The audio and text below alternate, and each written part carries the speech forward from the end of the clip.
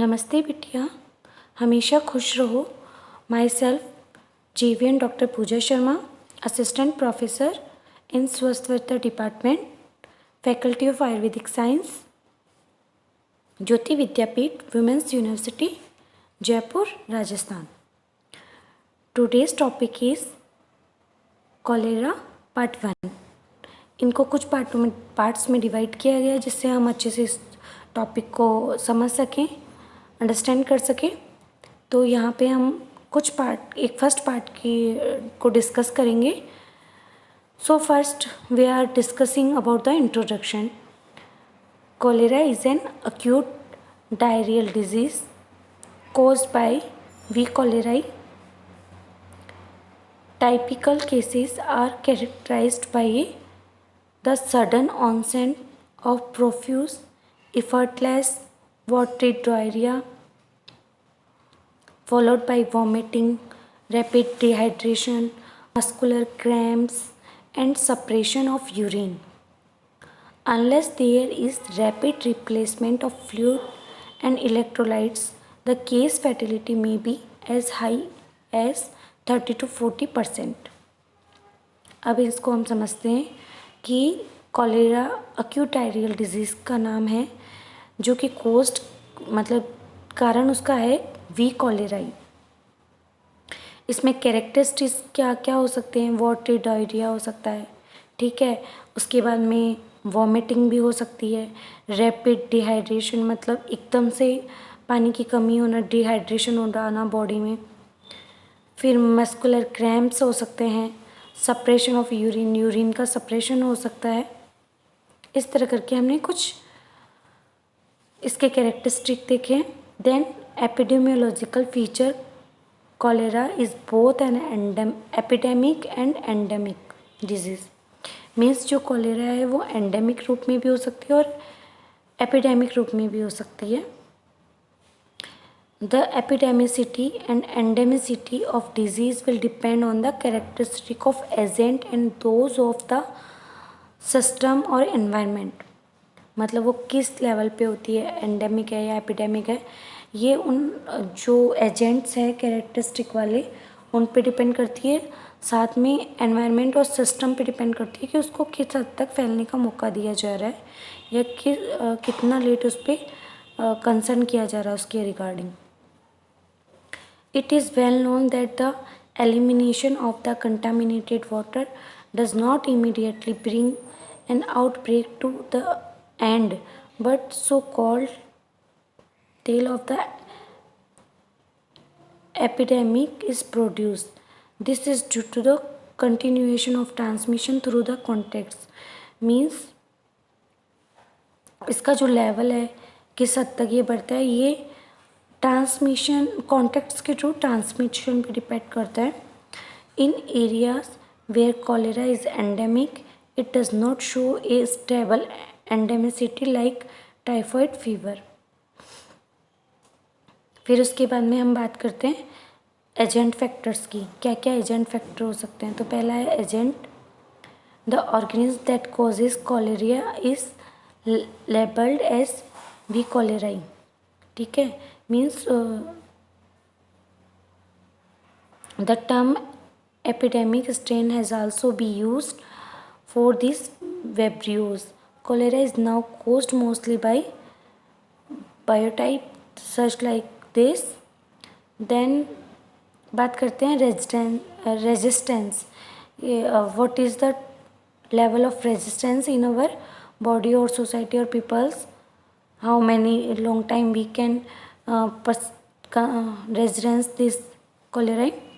Then है toxin production कि the vibrios multiply in the lumen of the small intestine and produce an exotoxin या enterotoxin.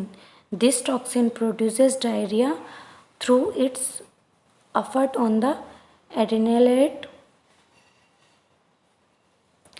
cyclic AMP system of mucosa. The exotoxin has no effect on any other tissue except the intestinal epithelial cells. फिर इसके reservoir और of infection की बात करते हैं।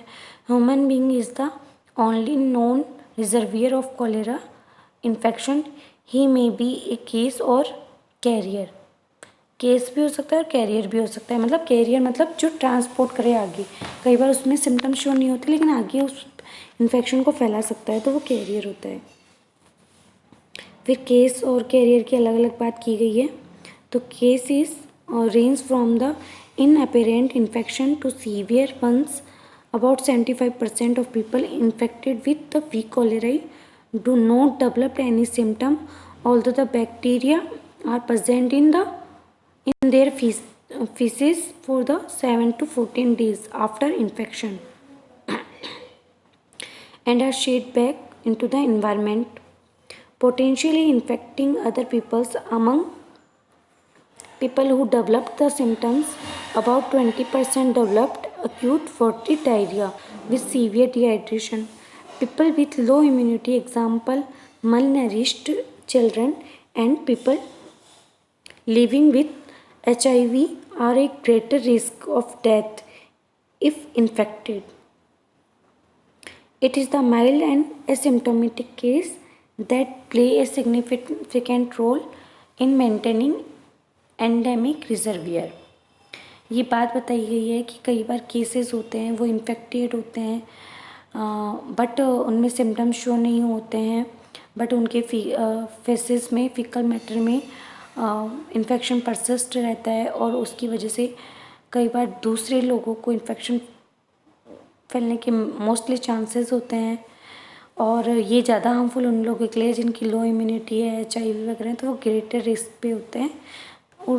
इस infection की वजह से डेथ भी हो जाती है कई बार, क्योंकि उनको प्राइमरी डिजीज़ रहती है just like HIV। Then carrier, since carrier excreted fewer vibrios than clinical cases, carriers are the best detected by bacteriological examination of the purged stool induced by the administration of 30 to 60 gram of magnesium sulphate in 100 ml of water by the mouth। ये इसका career का पढ़ा हमने। Then हम बात करते हैं infective material. Infective materials क्या क्या हो सकते हैं? Stool, vomiting etcetera. देन फिर है कि कैरियर इन कॉलेरा क्या हो सकता है? Cholera carrier may be defined as an apparently healthy person who is excreting V cholerae in stool. 4 type of cholera carriers has been described: preclinical और incubatory carrier, ठीक है। फिर देन कन्वेलेसेंट कैरियर, कॉन्टैक्ट और healthy carrier और chronic carrier. इस तरह 4 type के carriers बताए गए हैं। देन हम बात करते हैं होस्ट फैक्टर्स की। होस्ट फैक्टर्स में आता है age and sex, gastric acidity, population mobility, economic status, immunity status etcetera. तो इन डिटेल हम होस्ट फैक्टर की बात करते हैं। होस्ट फैक्टर में है cholera affect the all ages of and both sexes in endemic areas, attack rate is higher in children। then gastric acidity से related क्या है? an effective barrier, the vibrio is destroyed in a acidity of pH 5 or lower, condition that reduce gastric acidity may influence the individual susceptibility। then population mobility की बात करते हैं। movement of population result in increase risk of exposure of to infection, ठीक है, ये सब आपको पता है। इकोनॉमिक स्टेटस की बात करते हैं तो incidence of cholera tends to be highest in the lower socio economic group and this is attributable mainly to poor hygiene. Poor hygiene की वजह से जिनका सोशियो इकोनॉमिक ग्रुप थोड़ा लोअर है वो पुअर हाइजीन को मेंटेन करने की वजह से उनमें इन्फेक्शन के होने के चांसेस ज़्यादा है। देन बात करते हैं immunity. An attack of cholera is followed by immunity to reinfection but the duration and degree of immunity are not known. इस तरह हमने इन शॉर्ट में कॉलेरा की बात की है, उसको समझने की कोशिश की है। फिर भी आपको अगर कुछ एक्सप्लेन और डिटेल स्टडी करनी है देन आप रेफरेंस बुक्स प्रेफर कर सकते हैं, डॉक्टर सर्वेश अग्रवाल की, देन काशीनाथ समगंडी, के park and Suryakanta. Regarding or related to this topic, some questions are given here. Then first is, what is the write down the causative agent of cholera and explain the carriers in the cholera or type of carriers related to cholera. Thank you so much.